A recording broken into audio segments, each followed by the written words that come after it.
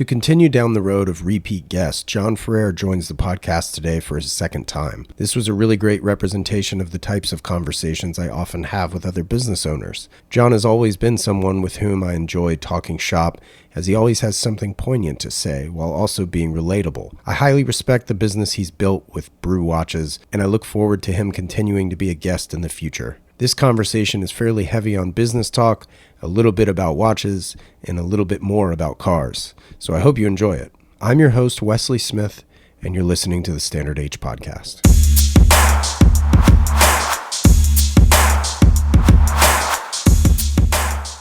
There is a time trial bike behind you. Are you doing Oh yeah, triathlons? that I'll be using soon. What I'll have to do because it's wintertime here, I have to put it up on the stand so I can ride it in the office. Oh, right, like the trainer. Yeah. Exactly. How long have you been doing rides like this? Oh, and you even got a Brew sticker on the fork. I like Oh, it. you have good eyes. Yeah, yeah. Only like the past couple years, like seriously. Besides that, it was just like casually. What does seriously mean? How many are you doing? What's training looking like? Is it Oh, a, for this is for the Ironman. So this is like you got to stay like within that. I think it was 56 miles. So you have to do that constant training. So the 56 miles is pretty, how do you say, easier, yeah. not as intense. So what, okay, so you're doing the Ironman, so the swim, the run, the whole thing? Yeah, yeah. Is it only 56 miles total? No, no. So you'll swim 1.2 miles, then you bike 56 miles, and then you run 13 miles. Okay, so it's a half marathon roughly. I thought you run a Yeah. full marathon for the Ironman for some reason. You could do this would be the excuse me, the half Ironmans. Oh, I see. Okay. So those are more manageable for me. The full Ironmans are like This is more give me manageable for another one you. to 2 years. It's probably more manageable for more than just you, but also not manageable for me at all. Well, the thing is time commitment. So I think you and I could we could do it. It's just you won't have any balance of time to do work and have family. So that's a great point. So how are you doing it? Waking up earlier. Really? Okay. Yeah, yeah, of course. So wake up early, go for runs or bikes, and then after work. But it's all just structuring. And I was just talking to somebody about this the other day. Type A people, so they're the ones that are well structured, they're very organized. I've never been that way. Are you that way? Yes, I would say I'm type A. Yeah. Oh, good, good. I feel like that will help with so many things in one's life. But I had to rearrange my life. I lived in the chaos. It was the greatest thing for me, but I had to flip that in order to do this and then run Yeah. the company. Well, you raise another interesting point, and I think that might even be as I'm looking in right now.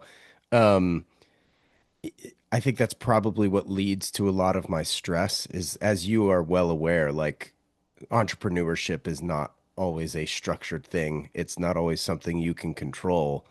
And so, and it's less about me being a control freak and more about me just like it's the constant interruptions. It's like receiving the email that you never saw coming and, and that stuff just leads to stress and, or for me anyway, right? So like, I mean, I don't know, maybe that is considered control freak or not, but like, yeah, being type A is probably why I'm stressed out about a lot of things in entrepreneurship because it's not a straight line. You know what I mean?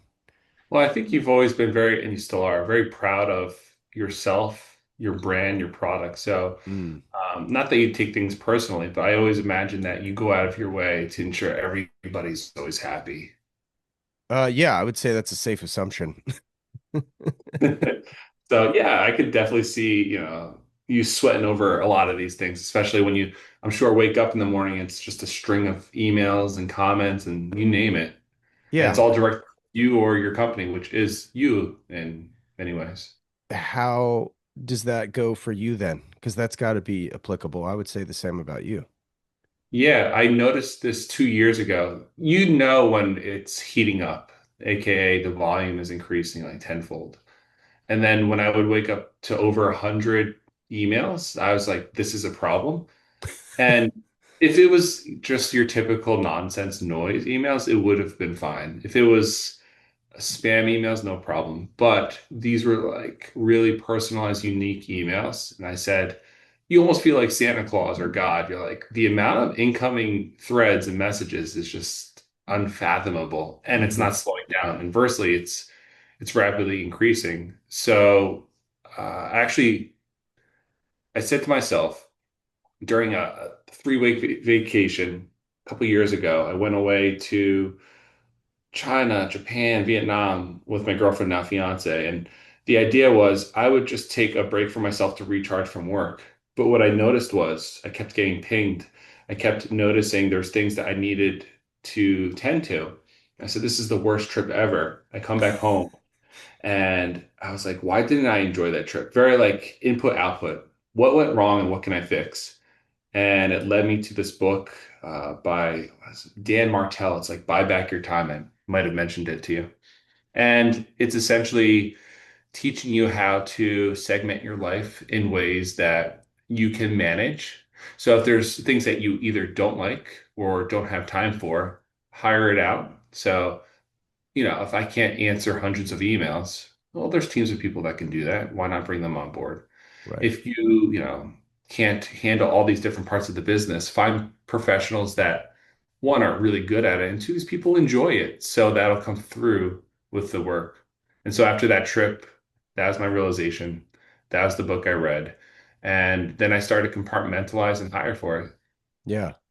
Yeah, it's similar to sort of the 4 hour work week by Tim Ferriss. It's sort of maybe, I mean, it's similar but different for specifically, I think. Obviously you've been on the show before. It's been years, so not only thank you for coming back, but a lot's happened, right? So, and I know I wanted to talk to you a lot about cars. I know with that episode, I believe you recorded it inside of an Aston Martin. So we'll get to that. I don't think that car is in the stable anymore, but maybe you can correct me if I'm wrong. Um, I'm curious though to stick with the business talk though. What sort of like production issues have you dealt with in Brew, like it historically? Not, Um, I don't know if you have any right now you're facing, but like what have you dealt with? Like what kinds of there's things? still issues then. I would say a year three issue was year 2 to 3 where I had a manufacturer supplier issue. It just wasn't good communications with expectations. So what I thought was A plus top grade quality for this person uh, wasn't the case, and it was like a relationship. You learn it early, and if it's no good, and for me it was not good, I cut ties immediately. What people won't talk about is how difficult and time consuming and financially consuming it is to change Yeah, once the ball is rolling. So to change suppliers and teach a new supplier expectations product, you're essentially replicating your full model yeah. to a new house. It took about a year and a half to get correct. Wow. And there's a lot that goes into the process. It's not just drawings and punching it out. It's drawings, samples, productions, but during the production, you're also setting up kind of like jigs, but instead of like old school machine shop where you just plant an item down and work on it, this is setting up like actual robotics to pick up hands, to place hands, setting up assembly lines where people essentially have the menus on how to assemble it. What are the nuances Hmm. assembling, and there's different tolerances for every part of the watch. So that takes years. So year and a half to get rolling, but probably 3 to 4 years to get it fine-tuned. And people don't talk about that. And if I was to sit in a class and talk to students that wanted to do this one day, I would say you need to have redundancy built in. That's why I always these big 100 million, billion-dollar companies, they have redundancy plans if things change, whether it's tariffs, whether it's labor force, or just changing climates around the world, that they can maneuver but not have a delay in time and cost along the way. Hmm. So how did you deal with that? I mean, you just sucked it up and like paid for a year and a half of, I don't know, lost sales basically, or Yeah. Well, you're not paying for it in terms of like, it's not like a penalty. The penalty is no sales. So you're running in the red for a long period of time, which is probably what you meant. Yeah. yeah, yeah. And And so, that's yeah, got to be tough. Yeah. luckily my costs back then were very small, drop in the bucket compared to what they are today. Hmm. If I had to go a year and a half these days, it's you could buy a Yeah. freaking school. It's like that you're bleeding money. It's a waterfall. Like every month it's just a waterfall of, operational costs. Yeah. Yeah, totally. Um, who pays for those mistakes if something's like wrong? Like let's say a supplier does you're working with somebody new. Um, I don't even know the parts, the cases, for example, right? Like you have a specific tolerance, you have a specific design, they make it, they ship it, and it's wrong. What Yeah. happens next? Well, now if I ever had an issue, if a buckle just didn't look the right way, Right. uh, now the people I work with have such great ethics and morals. It would get managed immediately, and you would either get credited or a new product immediately done the correct way. Mm-hmm. Back in the old days, it was like the Wild Wild West. It felt like almost 11 years ago, where it was like all these different entrepreneurs. I would even call these manufacturers entrepreneurs because they're young, getting into the game. Sure. It's very much like if it doesn't work out, we're cutting ties and we're moving on to the next phase of, business with somebody else. Mm-hmm. So that person back then that didn't deliver, bad ethics. We just kind of cut ties. But now, the people I work with, they work with some of the biggest watch groups in the world, and they know that we're all kind of speaking to one another.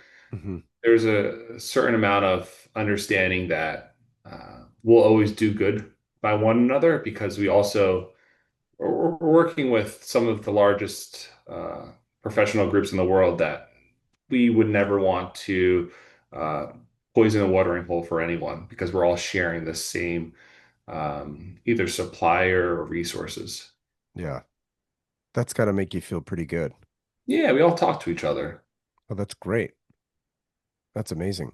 Yeah. Um, so what's been sort of the latest with you and Brew? I mean, obviously you've got, gosh, since we last, I mean, we speak more often than you're on this podcast, obviously, but what are some of the high points that you've had over, say, I don't know, the last couple of years as far as like new watch releases and like what's doing well for you and kind of like what's new? Yeah. So there's like two things I would say, like the not so exciting answer, but for me is exciting, is Okay. building the operation, building the foundation. So this is year 11, and most people would say, like, isn't it already built and complete and solid by now? Like, yeah, sales are strong, but that's not what's interesting. Sales are not interesting anymore. Like those are there, those are constant, and they rapidly grow. Hmm. What's exciting are like these systems and processes that every company should have, but making them specific to us. And what that means is for every input that we receive, whether it's somebody asking for return service, they have a nuance where they just moved and they need something shipped to their cousin. And we need to have security protocols, but ship this ASAP. All these different situations, A through Z to the highest power, we've built systems and triggers along the way so we're not caught off guard. And so we can act fast, professional, and meet expectations very quickly, but to do so on scale. Whereas in the beginning, and with a lot of companies, even until today, that are in my playing field, they it's one thing to be personal and we'll always stay personalized, but it's another to be crafty when you need to be operationally sound. And I never wanted to be crafty one by one with these nuances. I would rather have a book on how we deal with everything. Mm. If we need to modify, that's fine. But we should never be caught off guard. And so the things that are exciting me these days are like these operational uh, perfections that we're building into this book for the future. And it helps me, it helps the team, it helps us really think and grow so that, what happens when you start shipping watches that are three, four, $5,000 and you need to have security protocols in place. You need to ship to countries that may or may not be safe. You need to meet expectations through packaging and delivery and the different stages of unboxing. So like there's so many layers to it. We're just trying to, or I'm just trying to refine every single layer in every single chapter of the business. Hmm. So, some people would say like, well, are you building it to sell? It's like, no, I'm not building it to sell. I'm building it so, as we said earlier, when you wake up in the morning, you know that things will be running smoothly and everyone knows what they're supposed to do Yeah. because, you're running strong and there's clarity. So yeah, the operation stuff is essential, especially for like a business that's already scaled the way you have. You mentioned watches in three, $4,000. Are you going more upmarket? Is that the future of Brew? Not yet. Okay. No need. So for Honestly, those listening, your average price point, I would say, is what, 550 bucks? it's going to be like $500 to $800, Yeah. Yeah. Yeah. and that's totally fair. And tell me if I'm wrong, but I'll shop for watches these days, and Yeah. I'll get to a point maybe in the future where I build the expensive watches, but I'm finding more enjoyment in these more attainable watches than the very expensive cookie cutter watches out there. And it kills me. I say, this is how much? Gosh. And it forces you to either look at micro brands or the high-end independents. Anything in between is just so dry. Right. Yeah. I mean, it's, yeah, change the dial color and call it a day kind of Yeah, feel, it yeah. seems. So you and I were both at Rolly Fest. I kind of want to get your take. Oh, it's good. It's a good mix, right? Full So stop. It's good. Okay, next. I'm just kidding. it's a healthy mix. So you get like a nice diverse mix of watch folks there. Yeah. You'll get like the real fancy schmancy guys that have these watches with, reference numbers that you and I would never be able to, fathom and remember. And it's cool. It's also interesting to see.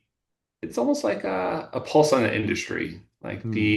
the underground industry, because typically that's our runway for what eventually happens in the industry, and they have these runway shows for like the Chanels of the world, and Yeah. they're walking down with some outrageous look. And then that outrageous look eventually transpires into what you see in Zara. So it's interesting to see what people are wearing and what they're talking about and hearing all the different influences melding together. Because down the road, in a very short period of time, that typically uh, transpires into something physical in the industry. So it's kind of Hmm. cool to see that. What was an example of that? Well, of What course, did you see? we can agree there's way too many Daytonas in the world, and so you become numb to certain things. But that I Sure. think we all realize it as a whole. Of course, if you're spending millions of dollars on Daytonas, you're never going to downplay it. But I think anyone with eyes and ears that sees, a mountain of these watches, it makes you numb to it, and then you're like, well, this isn't as interesting anymore. So what's the next big interesting thing? Yeah. Um, it's a question for us all to ask. Yeah. What Yeah. what's the next big interesting purchase for you then? Watch wise. Outside of Brew, of course. I try so hard not to purchase, to get so close to purchasing, but just stop myself full stop. Because um, You have a wedding to plan? I try to enjoy it as much as I can without splurging because I change my mind also so often. Another reason I Interesting. can't even get a tattoo is because, what I think is cool this week, next week will be the next thing. Wow, that's a really fascinating comparison. I like that. But I think it's good, especially in my seat, because if I was ever content, I'd be, like a one SKU, one hit wonder, and I Hmm. would be very pleasant with that. If I ever see that one product is doing too good for too long period of a time, it worries me. Um, Huh. and I try to use that chaos within me, which is there needs to be something new and exciting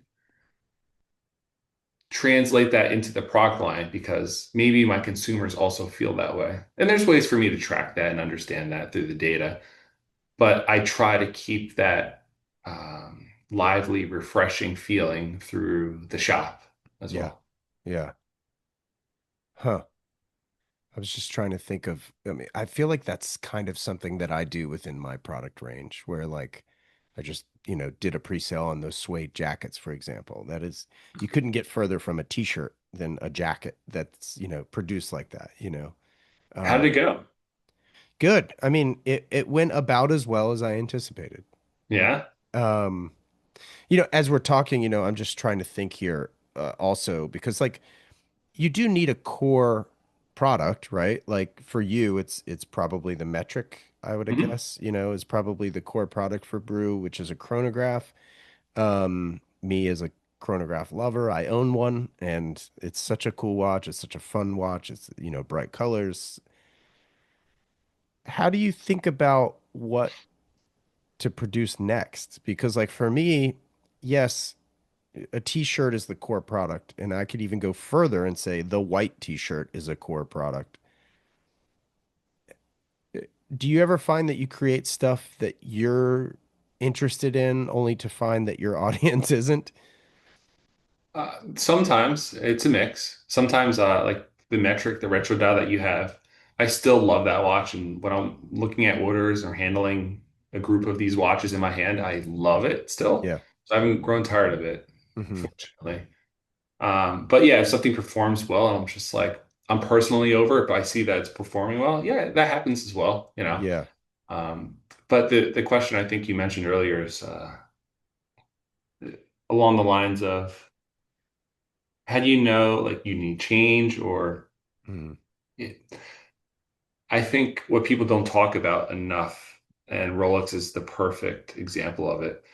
When you have your exact DNA, you can't tread too far from it Hmm. because there's so much that the mind has been trained through marketing and realizing by handling and talking over time that once you change that silhouette, that design, something that tweaks the DNA where you have to relearn it, your cost just went up dramatically, and so did the timetable for that person to engage with it, to handle it, and to eventually make a purchase. Hmm. See, people don't talk about how long it takes to train the brain to feel influence, to enjoy it, to say, I will eventually pull the trigger on this. Hmm. Marketing people say touch points or how many times that they've seen ads.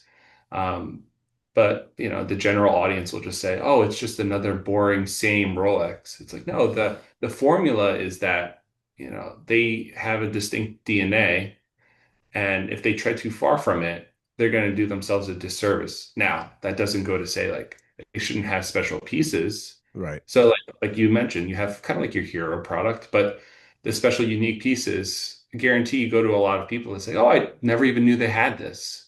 Kind Hmm. of lives in the silos. So I think it's important to stay within your lane sometimes with your hero products because they serve as your solid foundation that people will always remember you for. That's your comfort home base. But yeah, you definitely need to like have your wild cards for your inside people. What's been your strategy to like grow your audience? Yeah, I look at that every single day. How do you grow the audience? How do I grow the audience? You look at that every day. Yeah. So Because what are the metrics you're looking at? where are people buying from? How often? How many recurring purchases? What's like your VIP versus your VVIP, and what's the return rate and why? What are those reasons they ask for returns? Is it size? Is it color? Is it pricing? And so you do get a good gauge on who your customer is. And then, Hmm. okay, that's the formula. How do you grow it from there? Well, you look at what they like and dislike, things that they like. People's number one quote, I love the watch. It's a great watch, especially for the cost. So it's like, all right, they're really speaking to this is an attainable watch. It's Yeah. fun, it's flavorful. You know, pack that bubble into maybe a future design and see if it also hits. It's not promised. Hmm. But how do you grow your audience? You see these positive triggers that bring in your current purchases. So what converts purchases if people share it or if you find, for instance, you and I can see different ads online. So if you have colorful ads or black and white ads and you see the colorful ads are working, this is a, dumbed down version. Well, maybe the colorful ads are sparking some type of interest. So dig deeper. Is it the text? Is it the color? Um, was the price on there? What was the engagement moment? And learning from there. And how do you grow your audience? Well, you replicate that. You understand this is what converted, and taking the most healthy portion of it and putting that back into the funnel to see if people will relate to it in the same way. But you have to be quick and you have to be constant because especially with the watch industry, anything fashion, you can attest to this. It changes so much through the season, through the year. So what's working good in Q1 is going to be different from Q4. Everything from seasonality to pricing, shopping, travel, all these different aspects will change. So your ads, your understanding of your customer and growing the audience also needs to adapt. So where are you doing this mostly? It sounds like through ads you're finding new people. Is that Yeah. Instagram? Is it Facebook? Is it Google? Where do you find the best success? All the above. So everything from Shopify, of course, where do they convert? So that's like your home base. You can see the back end. How many people are on your site? Where are they from? Facebook, Instagram. So that's your meta. You could get a gauge on how people are engaging. But then everything from Pinterest ads and postings to YouTube as well, to physical billboards in certain areas and just like tracking this all down to the main funnel, which is, your website and how it's tracking. And then you take the nuanced information, which might be people that email and say, hey, I really love this watch, or you take the most angry emails ever, which at first I think the average person would say, oh my gosh, look at this terrible instance. And I say, well, this is extremely valuable. What triggered this person to be so negative today? Because we are a part of that formula in some way. So what Hmm. ticked the box and how can we make it better? Maybe this isn't salvageable, but let's make sure this doesn't repeat in the future. Yeah. For those listening, what does a billboard cost these days?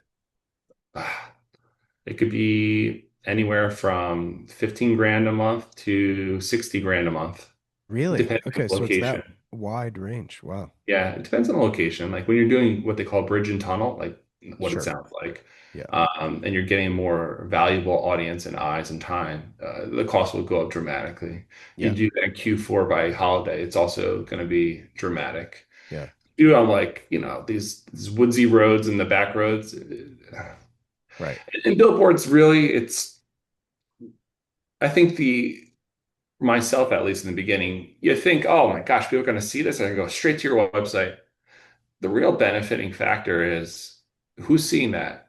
You're almost doing it for your core audience because, well, at least what I was thinking is if people have a brew watch or they know about it, this is a confidence builder for them to see it. It's kind of Hmm. like home team is doing great. Yeah. If I was, a Yankees fan and I saw a Yankee billboard with my favorite pitcher up there, I'd be like, all right, awesome. And it's just like this reinforcing strength that, that's my team.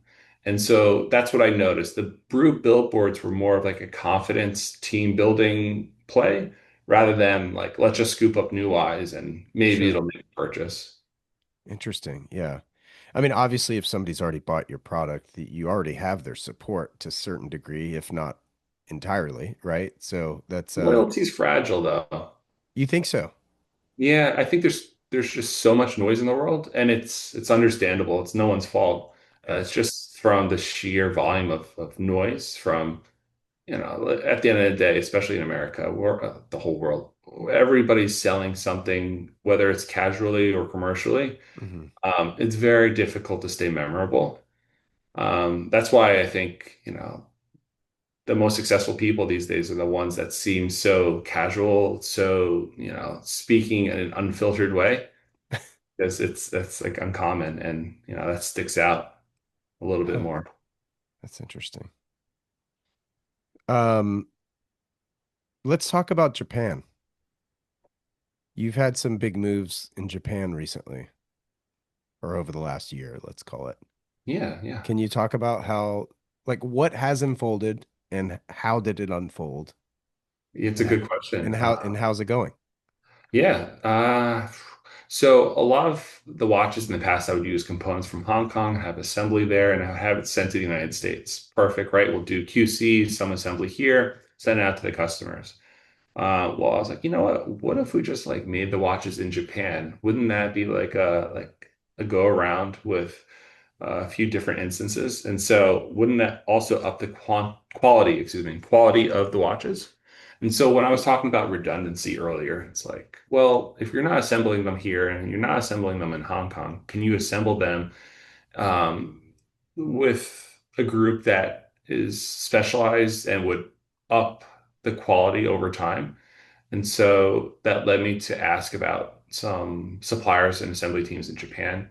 Started doing some runs, came out wonderful. And then rather than shipping from the assembly factory in Japan to New York, I said, well, we're already there. Why not just funnel this from assembly facility to the store that's a city over? And so I didn't really market that way. It's not the most polished, storytelling. But the real factor was they're getting assembled one city over. We're just passing it to the stores from Japan to Japan. It's like a perfect handoff. Hmm.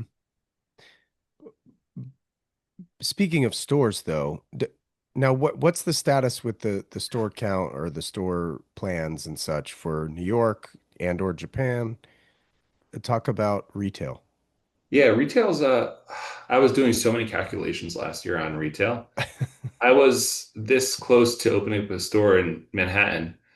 I love to live on the edge. I love to be chaotic. I love to try new things and just, fuel on the fire. Let's do it.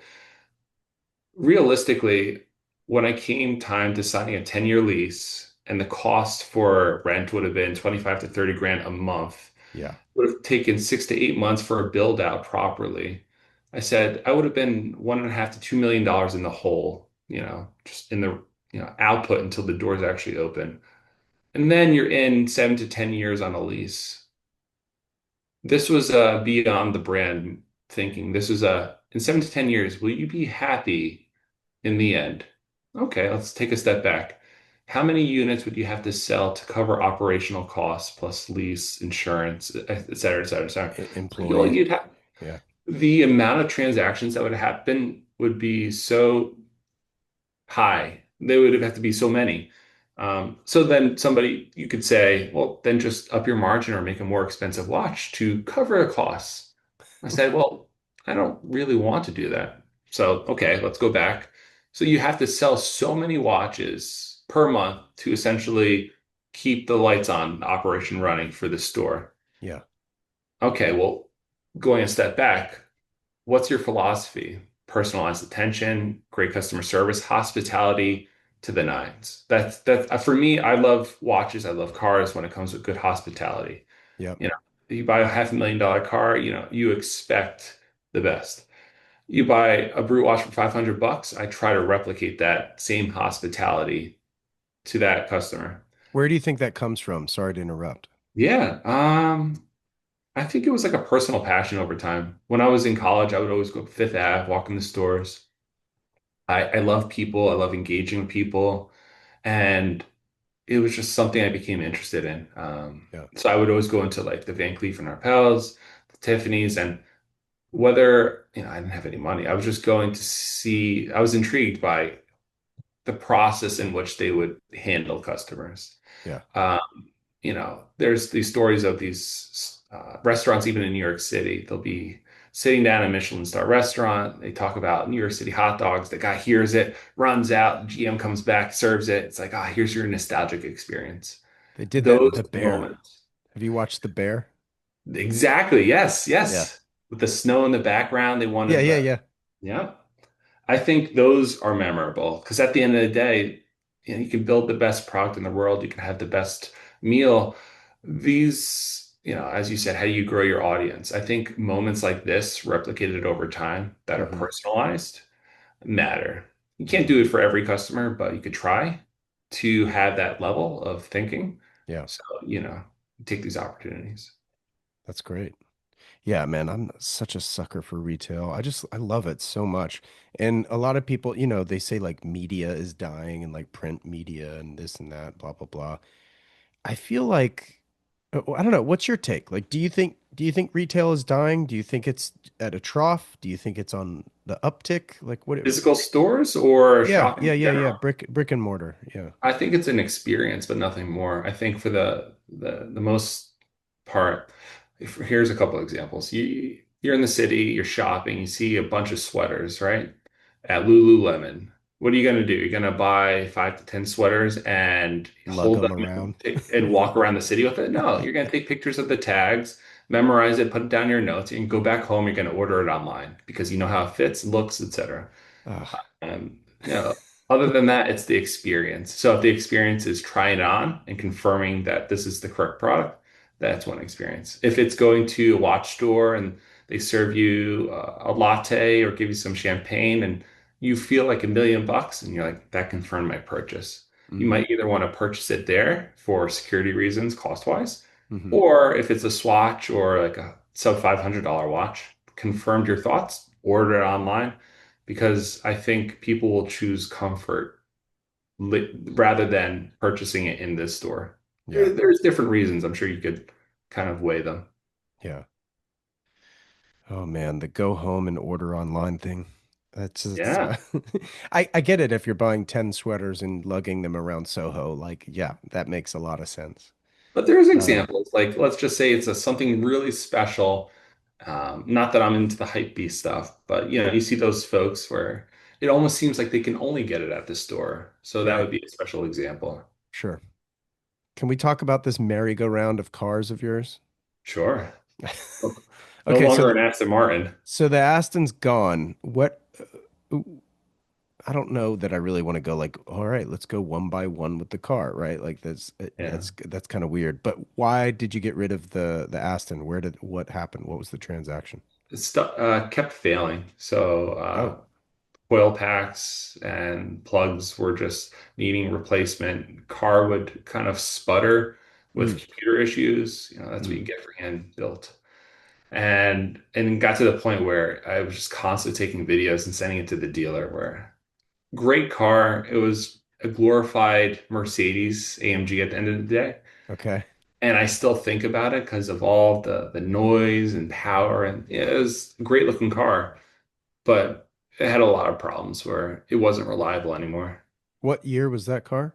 I think it was a 2020 Aston Martin Vantage. That's right. 2020. Is that hmm. Is that indicative upon that series of cars? Like, is that a Yeah. common thing or did you get a lemon? No, no, no, that's a common thing. And that's Oh. why like the common thread when they say, "Oh, it's hand built," you get what, you ask for it essentially. So, yeah, I almost prefer a robot to assemble to an extent. Wow. All right, because you had a McLaren at one point, right? Yeah, yeah. Okay, and that came and went. Yeah, that thing was incredible, but it was a missile. It was a rocket ship, and that thing on a normal road, it just didn't make any sense. It was too much power. Yeah. Okay, so what's still in the garage then? Yeah. So I still have the GT3. Okay. It's an 18991.2 naturally aspirated GT3. Beautiful spec. Has the Manual? manual, Yeah, carbon because the ceramic dot two. Yep. brakes, the GT Silver. It is perfect. If you go on the site and you order a car, like you would probably spec it out in that realm. So kept that guy. I still have the F8. Okay, cool. Still have that. And low miles. I don't really take that That's out. Santa's sleigh, if I recall correctly, right? Yeah, yeah. I can't believe I took that out in New York. Now I look at that, I'm like, God, what was I thinking? Wait, so what's the market like on those? Because I know we'll get to the 458, but because the market on the 458 has remained pretty strong. Has the F8 done well? Not, and I don't mean to sound like it as an investment, Oh, I know what you mean. but as far as just value retention, like what's the market on an F8 right now? Yeah, because I mean, it's a solid question because there's so many more modern Ferraris, they just plummeted Yeah. in value. Typically, it's like the turbo, non naturally aspirated ones, the modern ones that they're just sterile cars. They're beautiful machines, but they're sterile compared to like the original guys. Um, Fortunately, the F8, at least as an owner, they stopped making them, so they've kind of held strong. Um, I think on Bring a Trailer, they're that year rough spec, they're averaging just about 400 on the Wow. market. So that was the follow-up to the 488, correct? Wasn't that Yeah, it was the two? one just before the 488. Oh, it was before the 488. The Okay. 488 is like even more sterile in its driving experience. Oh, really? Yeah. Interesting. It's a cool looking car though, even still.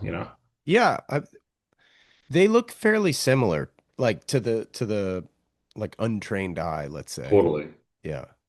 What was the big difference there? I don't even remember. Like what They're both twin distinguishes, turbo V8s. yeah. Is Yeah, I think it is. What was the main difference? I haven't looked at these cars in so long. Yeah, 488. I not to get in the weeds about it, but so I know you had a 993 Oh yeah, and gosh. then Can I just upset everybody and tell everybody how much I hated that boring car? yeah. Oh, I did tell you that. I want, yeah, you did. I mean, you told me that. Yeah, we've talked about this. And, I sat in that car. We did a fun little drive. We went up the Hudson and um I guess technically into New Jersey. Yeah. When was that? Was that almost 2 years ago? I think it was cold out. It must have been about 2 years ago. Yeah. Yeah, I was thinking it was like April maybe of like 2 years ago, which is just like hard to believe. Um, yeah, okay, so it was black over gray, if I remember, or dark Yeah, gray yeah. over And it gray. was minty, fresh, and had very low miles on Yeah, it. the interior was amazing. Came from California, so whoever had it took good care of it. Yeah, but it was boring to you. Why was it so boring? Well, I I mean, if you go compared, from an F8 to a 993, like it's going to be different. yeah, I mean, it's totally fair. I would always joke and say this thing had a lawnmower engine in it, and it felt like that's how it accelerated. And gosh, I loved it from the exterior, the way it looked, the way Yeah. the door would click, Oh solid, God. such a solid car. The things I did not like about it, the interior, the seats were just very flat. They don't hug you like a modern, obviously GT3 is a racing GT3. car. Yeah. So yeah, I'm numb because I'm going like hyper car, not GT3, like crazy cars down to a more casual sports car. There's definitely a big leap in these little nuances. So yeah, seats, acceleration, and just it felt such like a grandpa car to me. It was a Carrera base, so it's not gonna, Right. throw you out your seat. Looked great, and honestly, I wish I had a compound where I could just give it a spot to live and look at, but it didn't do it for me. That's what scale models are for. I know. It's true. I should A stick to lot the scale cheaper. models. Less Yeah. regret. Yeah, just buy a 993 scale model and keep it on your desk. That's really funny, man. Well, yeah, because I mean, I don't know. Like since I got my 997, it's kind of interesting because like now I think about getting like a 73 Targa, which will clearly not accelerate the way my 997 does, right? Or maybe it will, maybe the power to weight ratio will actually surprise me and feel faster than it actually is. You know what I mean? Um, but going from a GT3 to a 993 base Carrera, yeah, I can imagine that would be deflating in a certain sense. But I don't know. Is it just driving a slow car fast, not for John? He just No, it wants to actually drive a felt fast car fast. dangerous. Yeah, if I would take turns, I would really, not push the car because the last thing I want to do is, lose control. Yeah, wrap yourself around a tree. Yeah. Wow. Okay, so you got rid of that, but in that went towards the 458, right? What did I? A little bit of a mix up. I put that towards the McLaren. Okay. And then the McLaren came and went. Yes. Got it. Now what? All right, so it's a rocket ship, you said, and it's just not for you. Right. It's fast. And it's the only time my partner was in the car and she loves to, quick on the roads. Oh, She was really? like, please slow down. I was like, "Ah, understood. Did you have a 720? What did you have? Yeah, it's a 720S, so Yeah, it's like God, dude, such a beautiful car though. great car. You feel Um, like you're getting into a spaceship. The way it has like those gull wing doors closes yep. you into that monoblock carbon shell. Really, really cool. What was reliability like on that? Having never owned a McLaren myself. Uh, Car in the end, I think I sold it with like 4 or 5 thousand miles, so not enough to really damage it and understand. Right. But it was fine. It had a strange, and you'll probably see this on forums, 720S or McLaren's, they have this strange humming, almost like an amplifier. And it's the electronics just running at like a really high pitched noise. Hated Really? it. Saw other owners also have this, and they're like, oh yeah, it's just normal. I'm like, it's like almost a $500,000 car. Why is it humming at me? Right. So how are you getting? All right, so we've mentioned the 458. Why the 458, especially when you have an F8, and how are you getting on with this car? Yeah, so I think these purchases or trades were more to like fill voids. So the F8 looks the part, 700 plus horsepower, crazy speed, but it's quiet and Really? very quiet. Yeah, you could listen to any sound bites. It's just a very quiet car. It'll, Huh. have a little bit to it, but it's no Ferrari. The last thing I'm doing is modifying an F8. It's like perfect right now. Right. So the void I was trying to fill was like, all right, what would be like a fun Sunday, noisy, you know, play around car? And so that was like the noisy play around car, but also makes sense to like the collection. So I always say to myself, if they're all lined up, do you see some consistency in front of you in the group? These guys that have the Daytonas, they have the little consistency in their watch roll. I was like, does the garage have consistency? Okay, so what are your markers for that? Just silver? Black? Yeah, I guess Yeah, until I get the except last the one. red. Yeah. Yeah, yeah. But is that what you look for? Similar spec is the consistency, or what is the consistency for you then? Well, it's also changed. I was going brand consistent. I was like, all right, maybe I'll just line up all Ferraris. Okay. Um, I've This is a very constant thing too. I've already gotten over it. I'm kind of past it already. You see this a lot in watches. I have a good friend, coincidentally named John. Shout out John, um, who is like really on a speedy kick right now. And he's come and gone out of the speedy kick, and he's been big into Rolex, and he's done all these sorts of things. And this isn't like throwing shade at all, but it is just funny how like you could focus on Ferrari, he could focus on Omega, and then, well, I'm a Ferrari guy, or I'm an Omega guy. I don't need these Rolexes because I'm an Omega guy. And that's not speaking about him, that's just the collector world at large, I think. With me, I've been coming and going out of this mentality of like, wait, why do I need all these watches? I'm a chronograph guy at the end of the day. I just want chronographs and not, brand agnostic, more or less ish. Um, so, and then sometimes I'll see a time only watch and I'm like, but good God, that thing's gorgeous. You know what I mean? And oh, I throw on a jacket and tie a few times a year. So, like, I need a time only, like a chronograph isn't it, so I need to fill that void. So, Funny how we justify these things, huh? Of course. Right. Yeah. And then you go through a consolidation period and blah, blah, blah, blah, blah. So has that happened to you with cars? Have you All the gone time. through a consolidation period? They in relationships they call it like cuffing season, usually in October. October for me is like I gotta get another one. It's like I'm like I gotta get another one. What's the latest one? And then you're on Bring a Trailer. You're like, I could pay a premium. I'm sure this is a special one. Why October? I don't know. But it's always October for me. It's always Really? October into, which also is terrible because then I get one month until I have to tuck it away for the Yeah, winter. I was just about to say the same. Yeah, because the So weather. the same way you pay taxes once a year, I literally buy a car like every October. It's crazy. Wow. Huh. But you know what? I think this is what I justify it with. We're only going to be this age once, and I would rather enjoy it with all my might and energy at this age than be that old man that can hardly, get into the Get into the car car. Yeah. and enjoy it. And maybe I say to myself, maybe I'll go through so many cars and so many watches and all these things, and maybe I'll become such a minimalist and understand that I don't need any of this. Maybe I have just one car and then just say, I've gone through the journey. There's nothing that will or can surprise me. But, at the end of the day, there's a name for this. It's just a hedonic treadmill, right? You're always going for the next pleasure of the next car, the next thing.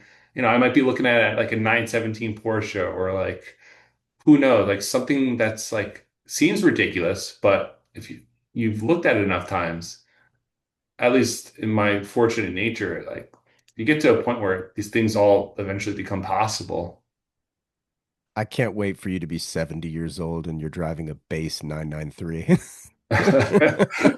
I'll track down the exact VIN number, get the same exact car. Yeah, totally. Yeah, it's a California car. It's really clean. The owner took care of it. Uh, do you have road trips that like you do and or want to do? Like how are you enjoying these things? I mean, outside That of, Sunday Motor Club and stuff. that's the conundrum, man. That's the hardest part. I Yeah. work around the clock so I can afford all these silly toys. And then you don't have the And time I to don't have enjoy the them. time to enjoy these silly toys. So, I hate to even put it this way, but it's like I'm like stock trading here. It's like I have all Mhm. these stocks, but I can't do anything with them. I have all these cars, but I can't do anything with them. Gotta hold them. Except, who's the real winner in this situation? The insurance companies and the garages that I'm paying for. So Shit, man, that's real. What's been the best watch in your opinion released, say in the past 5 years? that's Outside of Brew, of course. Like we're yeah, not yeah, talking of course. Brews, they're all killers at Brew, So We'll keep it unbiased here. Best watch past 5 years. or go whenever. Like what's You your know, favorite watch? Do you have a favorite watch outside of a Brew? I like MB&Fs a lot. Oh, cool. Yeah, I think they're cool. I watch the sales of MB&Fs like the stock market. I'm on Chrono 24 every single night before bed, Really? and I can see if a new one pops up. Not because I was notified, but I literally know the scroll of what's available, who's selling it, what the condition is. It's like I might as well be on the team because I know kind of the world arsenal of MB&Fs. Okay, so are you an HM guy or an LM guy? LM. I Uh, like the round watches. yeah, same. Although, the other ones are sculpturally cool. I don't know how they would wear for like more consistent wear. Yeah. Are you tight with Max at all? Or do you know anybody at the team? Do you know T-Bone or I wouldn't reach and say that I'm very tight with him, but I've done podcasts with him. I've spoken to him. He's, very generous with, collector dinners and such. But, yeah. as an owner, I realize like we're very kind to a lot of customers, but it doesn't mean that we're like buddy buddy. It's like it's part of the atmosphere of the business. Yeah, no, I get that. I don't know Max very well. His episode of this podcast is among one of my favorites, I would say, just because I'd never heard him speak about some of the stuff we talked about, so that was cool. But I have you ever been to Watches and Wonders? Have you I gone? haven't. No, I need to though. I'm going this year for my Is this the first one time. in Geneva? Correct. Cool. Yeah, I'm gonna go this year for the first time. I'm super excited. Um, and I think I'll be seeing Max and the team over there as well. So I'm excited for that. I know they don't show at Pal Expo, but which might actually arguably make it even better because it'll be a totally different vibe. You're not in the swarm, so to speak. Why are you going this year, or like what changed? Um, I've just always wanted to go. I think time-wise, it didn't work out last year. We were knocking on the door of having our daughter, so that didn't really line up. Um, and then I think I've grown closer to the industry at large, I would say, over the last few years. So like 5 years ago, I may not have had the same reasons to go.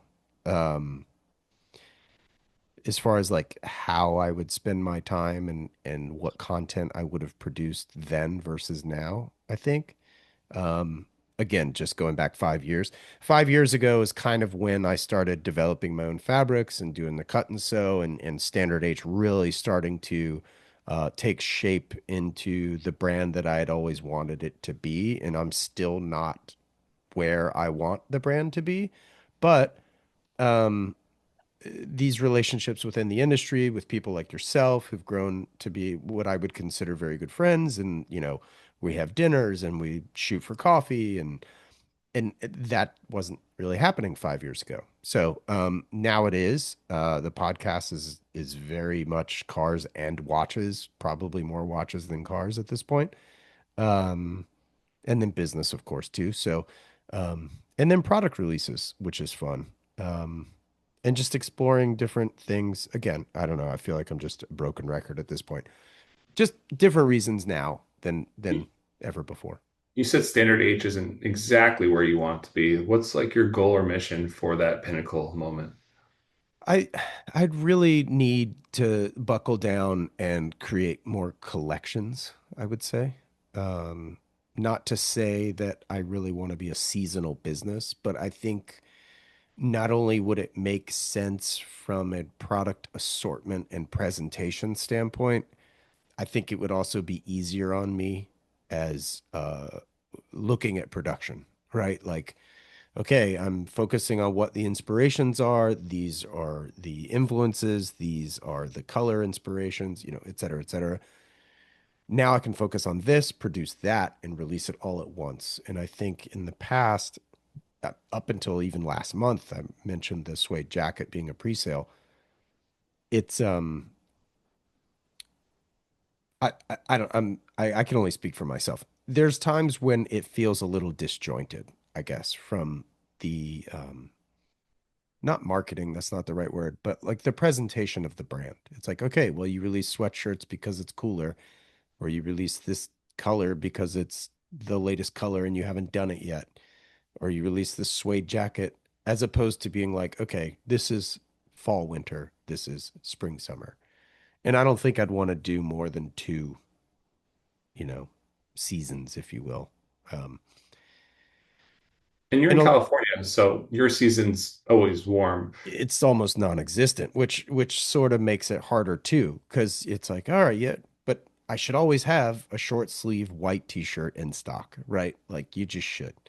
Mhm. Just like everybody should have a short sleeve white t-shirt in their closet or black if you're John Ferrer, you know. Yeah, literally, I was like, oh, that's It- me. yeah. So, um, yeah, it's that. I mean, we were speaking about retail earlier. I oscillate constantly because of my love for retail. Like I love it. Like I love going to stores.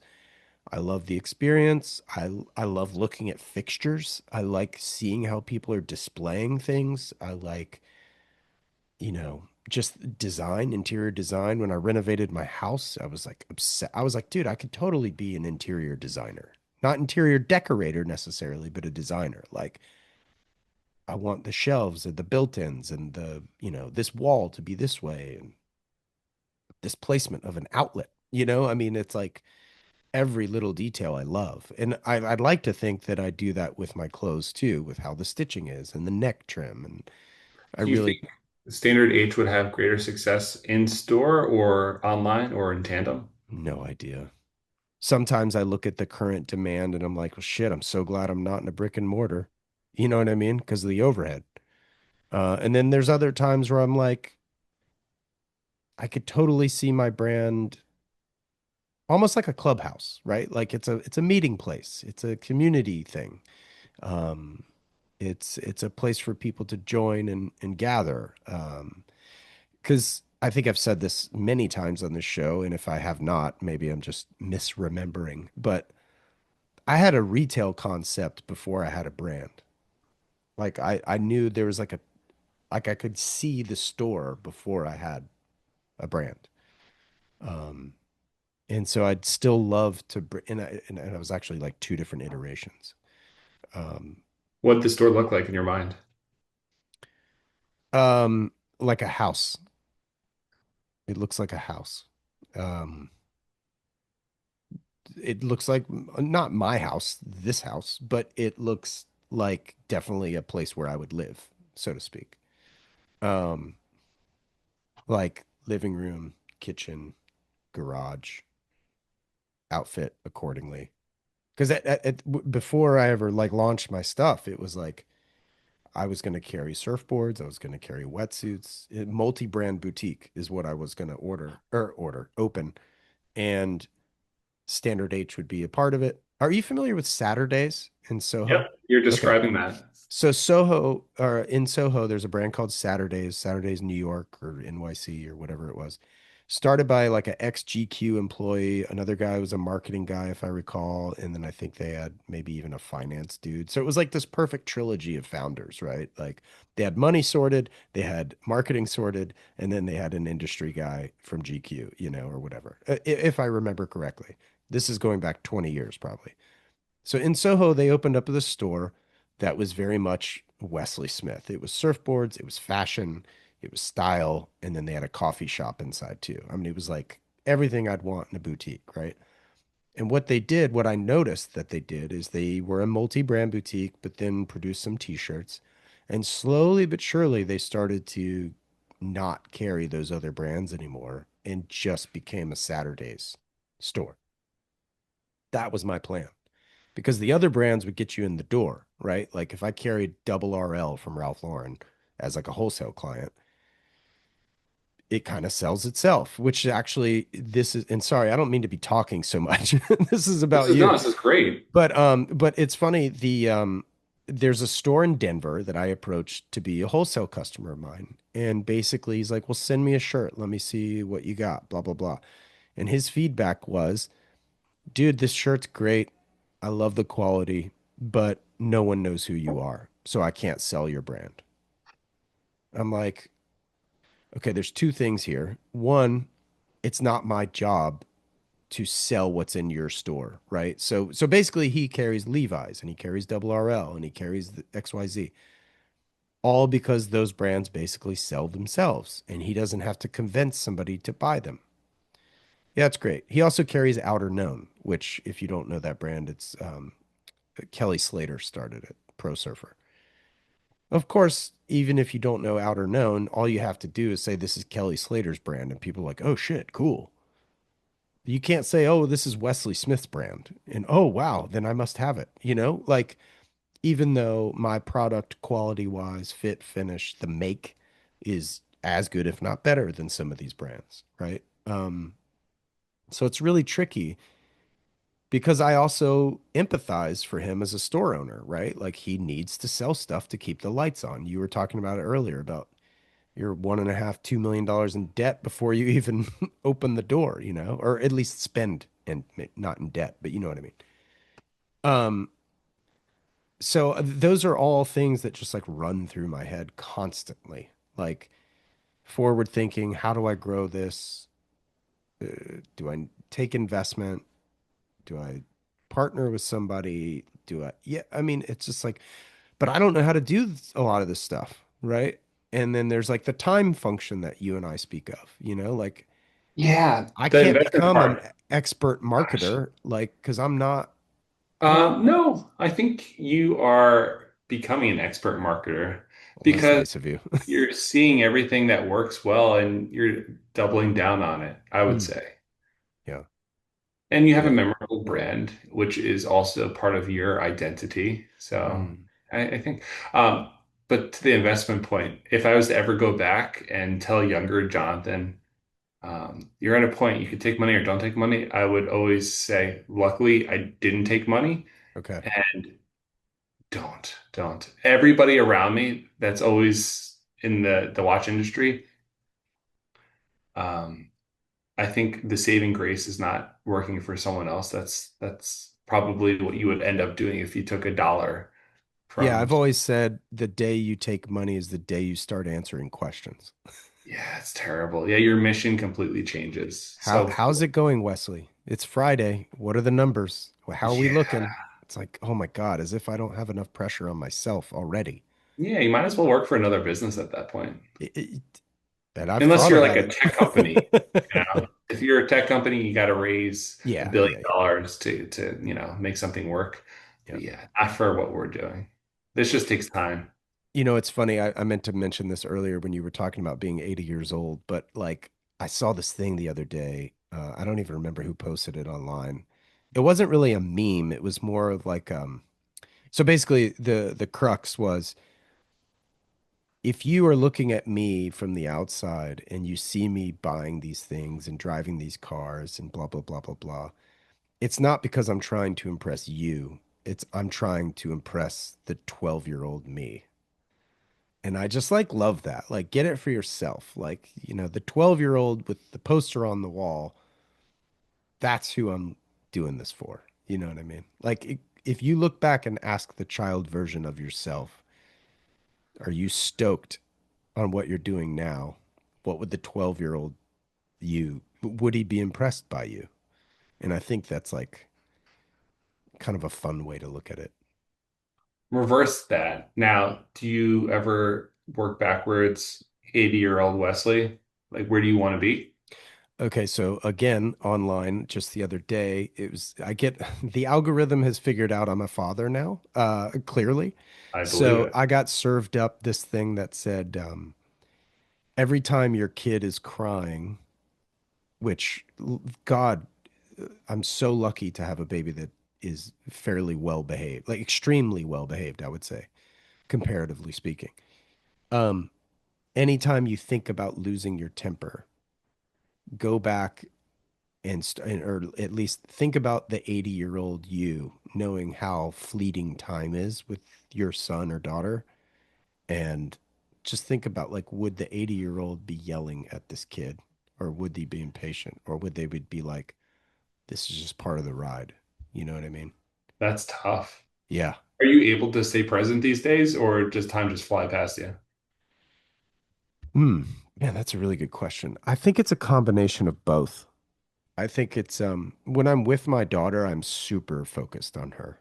Um, but that's but on like yesterday, right? Like, so I'm having a production issue right now, which is why I asked you about yours earlier today. So that's a whole other conversation, different podcast. There are times when I'm feeding my daughter and I'm quite literally on my phone answering emails, and um because it's full blown daddy daycare, like 3 days a week, 4 days a week. Um and I wouldn't have it any other way because I'd rather not spend $3,000 a month on childcare and have my kid raised by a stranger. No disrespect to those who do that. Like, I understand why people do that, and it's great. Do whatever you need to do to have a great upbringing for your kid. I never had a dad who was around for these types of moments. He was definitely a workaholic. So I try to be as present as humanly possible for my daughter, and I try to spend an exorbitant amount of time with her as a result. They often say you become the parent you wish you had. And so I'm doing my best. I Well, think the we way you all are. speak about your And I'm family. sure my dad was doing his best too. Yeah, But yeah. You're um doing great. yeah, so am I present? Yeah. I would say generally speaking, yes. But it's stressful, not because she's stressing me out. It's because I have all this work to do.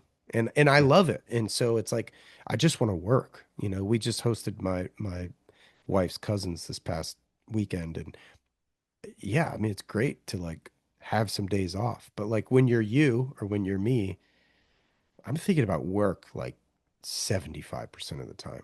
Yeah, yeah. And I'm like, I got this to do, I have that to do. And so internally, I'm having this like internal monologue that's like stressing me out because it's like I'm supposed to be enjoying my time with these people, and I am, but also there's like this like McLaren humming in the back of my brain that's just like It's not. work. You know what I mean? Yeah. What, besides production nuances you have to focus on, what are you spending the most time on these days with work? Hmm. I mean, if I were literally to focus on time spent, I mean, this podcast and, Sure. distribution and, um, I would say content creation is a lot of what I think about, how to create Instagram posts. What am I going to do?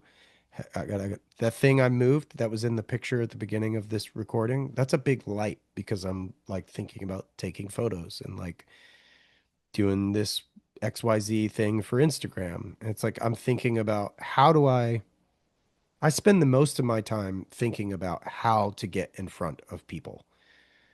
And what I guess I sometimes forget is am I getting in front of new people, right? Or am I just feeding my followers? So that's where I start to then second guess myself. Is like, well, should I be doing this and feeding it to the people that I already that already sort of subscribe to me, so to speak? Because they follow me, they're already on my email list. Do I need to be focusing on this? And this is also the struggle that I have as a solo entrepreneur is I've got no one to tell me what to do. So I'm constantly second guessing myself. I can tell you one thing I noticed is not that my ingredients are your ingredients, but No, no, no, no. something I've been learning about in the past couple of years is like what is a valuable good customer versus not a valuable customer. And when I started increasing advertising budgets, what I Mm, noticed were sales were increasing, but it was also increasing return rates. And so what I realized after doing research online, once you start, let's say, acquiring customers, or in your case, eyes and customers that are new, by, let's just say, spraying them with some new type of content because you think the masses want to hear it. Then all of a sudden you're going to get people that aren't essentially who you want in your ecosystem because maybe they don't understand your product, maybe they don't respect it, maybe they'll return it, and who knows what. You have to measure that. And so I noticed once I start upping my spend, I said, oh shit, all these people that are buying are not all valuable customers. mm, My return rate went up, which means I'm losing product, damaged product. And I said, wow, like from the grand scope, like you look at it, wow, you acquired so many new customers. mm-hmm. In hindsight, I would rather have less customers, but are more uh, intentional, good customers. Yeah. And I did research on this in the fashion industry because we were talking about leakage, lost product, bad returns that you can't necessarily do anything with. Yeah. Resell. Yeah. It's terrible. It's terrible. It's like I'm working on this now for the industry as a whole. Like, oh, maybe that's a topic for next time, but I'm going to work on some software products that can be implemented from like a little brew to like a Movado group, but nobody has this yet because remember I was building systems or talking about systems. Yeah. Well, I'm seeing all the stuff that you and I suffer from is also what the big hundreds of billion dollar groups are also suffering from. One of these is returns and damaged products. There's no Mm. solution for it yet. You got to send that fossil watch that cost, $60 MSRP to a watchmaker to have it refinished, or you It's gonna ship it to cheaper to buy a new Marshalls. watch. Yeah, exactly. So there's no solutions. All that coming back to sometimes it's better not to spray and pray to a large audience because you don't want them anyway. I think maybe eventually, but not yet. Yeah. I think the 80/20 principle is rampant, Yeah. you know. Um, Look, any growth that Standard H has gone through has been entirely organic. Like have I ever spent money on ads? This you and I will Did that ever get fixed? yeah, that did. So okay, so for those listening, John and I got on a Zoom call like this has got to be over a year ago at this Oh yeah. point, right? Because you were going to help me with some meta stuff. Yeah. Somehow the meta advertising account Your or profile was your personal name. It wasn't your company. right. So the dollars that were supposed to be buying my ads were coming from my personal Facebook account and not or Meta account, whatever. Uh, and not my business. And then I tried to anyway, I ended up like losing it or getting locked out. Um, it was a nightmare. And it took me almost 3 weeks to get it back on. Um, so going back to has Standard H ever bought ads? I think I've spent maybe total in like 5 years, maybe $1,000, probably less, probably more like 500 or 600 bucks. Like just testing, like, does this do anything? What I have found so far, which again wasn't even all that recent. I think the last time I did this was like, I don't know, 3 months ago. I think I spent $250 or something over the course of 5 days or something like that. And it was like 50 bucks a day for 5 days. That post got a lot of likes and a lot of quote impressions, right? It didn't result in a dime of sales. So it's like, it's so hard for me to know that I just flushed $250 down. And that's not even a lot of money, right? Like, I mean, it could have been $2,500. And it freaks me out. Like, I don't have the money to just flush down the toilet. I just don't. This one definitely takes time and longevity with constant spend. It Yeah. works. I will say, like, there is a positive result with this. It Hmm. just takes time. And not to sound like mean or cynical, like, oh, advertising guru here, just spending money to get. The way it works is it puts it in front of people that actually care about this stuff, Yeah. but it does actually work really, really well. And it's like, to this point in time, it's hyper precise and accurate with who it reaches. Yeah. So The other thing is I'm saddled with, and this isn't an excuse, trust me, it's not, but it's just fact. I live in San Diego. This is not the fashion capital of the world. In fact, people are so borderline anti-fashion that if you ever wear anything that isn't flip-flops and shorts and active wear, people are like, "Who are you? Like, where do you think you're going? Like, why are you so dressed up?" And it's like it drives me crazy. And so I also think my brand doesn't like San Diego's not a great market for me, ironically. It's just not. And what's funny is like when you build a business, a lot of people are like, run your neighborhood first and then grow out from your neighborhood. You know what I mean? there's a small amount of truth to it, but not, yeah, not entirely. Well, I think it also depends on the kind of brand you are. You look at Vuori, they're literally down the street. They started here and we started the exact same year. Their first model was my buddy Nick, who modeled their like yoga board short or whatever the hell it was called. And Vuori is now worth, I don't know, $20 billion or some such. I don't know what it is. But I feel like your neighbor is the watch industry, though, like as yeah, a technology. yeah, I agree. Do you think here's something that's interesting. How do you look at wholesale? Ooh, I hate it. But you know what I've learned over the years? Now this is year 11. Yeah. I've learned that wholesale is not something that should be played with in the beginning. Hmm. Many things that are not developed yet, your Yeah. brand is not mature. You also need to learn. Wholesale is running.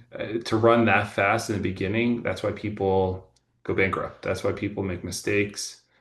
They'll all the things that go wrong with wholesale is one, you're making peanuts, if not any money. So you're paying for marketing and branding, but for the most part, they're not in the business to help market you. They're in the business to just Sell take and stuff. sell your product. Yeah. So you're not mature and developed yet. And I personally think I'm in the position now where I can do wholesale, but for stores that I would not, like we've had MoMA say they want to carry us. We've had Nordstrom. Really? Nordstrom, I said, oh, 15 years ago, I said, if I started a watch brand and Nordstrom had me, that would be the golden goose. I'd be so happy and content. Yeah. And now I look at an email from Nordstrom saying, we'll carry your product. And I look at it like it's a death clock because I realize how those businesses work, at least with the watches, is they'll make, let's say, an intended order. Let's give it an even number of 1,000 watches. They'll make a 1,000 watch order for Q4, and they'll say, are you also interested in doing advertising? Naturally, you say yes because you want to be a good partner. What you don't realize is whatever they don't sell, they may have handled, may have had a customer return it. So they'll send you products back for a fee. It may be damaged, highly likely, leakage, lost product. And then you said yes to marketing fees, which could be in the hundreds of thousands for, let's just say, not such significant helpful events. And so you Hmm. say, what was that all for?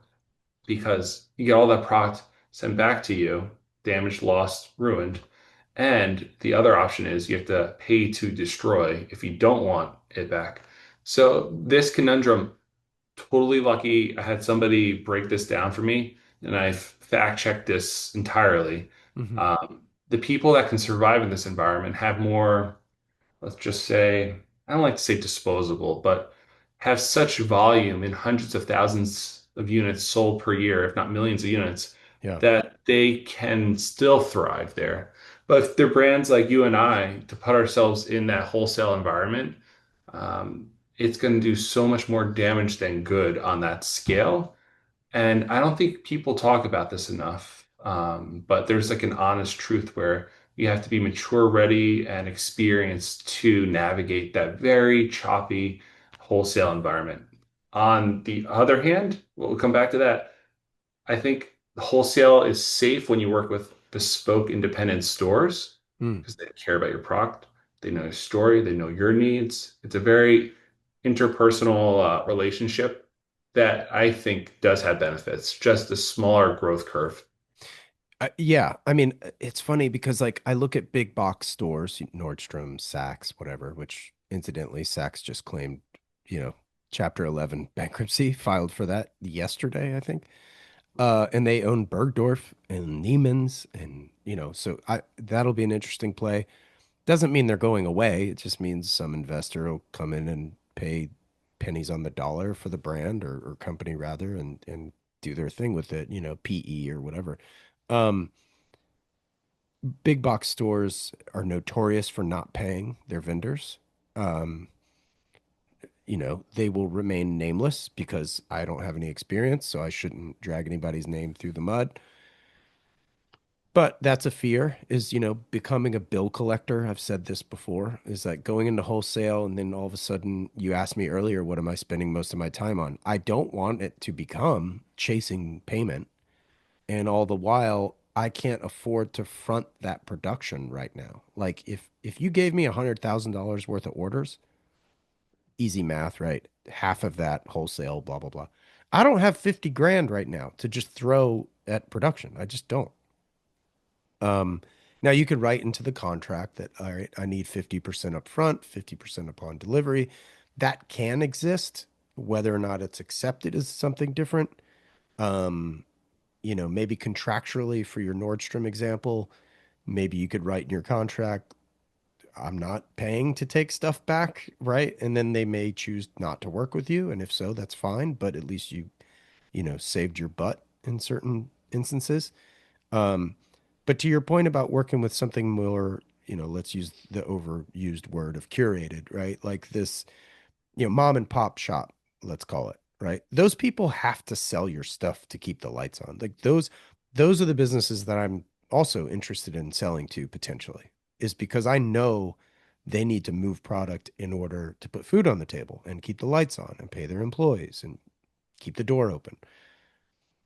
The downside of that is what I ran into in Denver, where this guy's like, well, this can't sell itself. And it's like, people don't want to sell, right? Because like it's up to you to tell my story for me because it's on your shelf. Like you need to work. You're not just a cashier, right? Like, but he just described his own store. So this is what's interesting is like now, if I ever to go in that store again, I know exactly the customer service experience I'm going to get. It's probably going to be minimal to little to none because they just expect the shit to sell itself. And it's like, that's not the kind of store I want to be in anyway, because you Yeah. clearly have no work ethic. Like it's fair to incentivize certain, like there's small rewards, I'm sure, for selling well, Yeah. but you shouldn't have to teach them just basic sales Well, ethics. that's the thing, right? And so, like, again, it's this teeter-totter of, well, the more I produce, the cheaper it becomes for a cost, and then I can. So the way I've structured my business, and I think I've mentioned this before, my goal is to make very little money in the front. And the more I scale my business, my costs will get lower, and that will allow me to not increase my prices and still make more money as I grow. That's slowly but surely happening, but I'm still not out of the woods, It's a good strategy. I mean, I would think so, but I think I would need wholesale to really make that happen Yeah. in the near future anyway. Are there wholesale opportunities without? signing your life over to a big box store that could potentially help? I really don't know. And I think the entertaining concept is to do like a trade show. Like there's Mhm. a big trade show in Chicago. It's twice a year. Um, but it costs anywhere between 10 and 20 grand to attend that show. Yeah, as like have a booth, have it built Yeah, out, display the clothing, make sure your collection's tight, make sure it's shoppable, right? Something that grabs somebody's attention. And yeah. then I could find out, but Yeah, I wonder if you would have the same possible pitfalls where they take thousands that you've made. Do you have to worry about them all being removed from the bag, hung up on the shelf, and then possibly damaged and then returned to you? Like, I'm just thinking out loud of what concerns you would have with the whole thing. so having managed a multi-brand boutique again 20 years ago, because it was in North Carolina, there were instances where that owner would it would be called bounce a box. So I placed this order with you 6 months ago, but I no longer want it. Is that Mhm. shady? Kinda. Yeah, I would say so. But it wasn't my decision. And not that I'm just trying to pass the buck, but could that happen to Standard H? I mean, I guess sort of, but I would just have my contract saying, look, if you want to do business with me, I want to do it on an ethical side of things, right? Like, Sure. Yeah, and frankly, I would probably need some version of payment up front to help me with the production costs. absolutely. And if that's unfair to you as the business selling my stuff, I understand. Like you're like, no other brand I shop from does this. It's like, okay, great. Then maybe Standard H isn't for you, or at least Yeah. not now. But Yeah, you got to cover your tail always. yeah, and I just think like, look, man, if you place the order, you're getting the order. And Yeah, also by taking simple. money up front, God forbid you ever bounce a box back. But I would just to answer your question in the contract, just say, look, you can't return this stuff. Yeah, yeah, You yeah. can't. Not unless there's like something wrong with it and it's on Yeah, that's me. different. Yeah, Yeah. yeah, got to cover Like yourself. if your second hand just doesn't tick, right? Like Oh, that's yeah. not the wholesale guy's We'll fault, take you know? responsibility. There's Yeah. a high likelihood that it came that way if it's like a defect. Yeah, Yeah. Yeah. Yeah. John, this is fun, man. Per usual, we could talk for hours, but easily. I'll be in New York in April on the front Awesome. end of Watches and Wonders. So I'll be Okay. there for a few days. I'm gonna try to get a dinner together. So definitely Okay. come and join. Um, thank you, brother. Thank you, Wes. I appreciate it. I know you're busy. Thanks for making the time.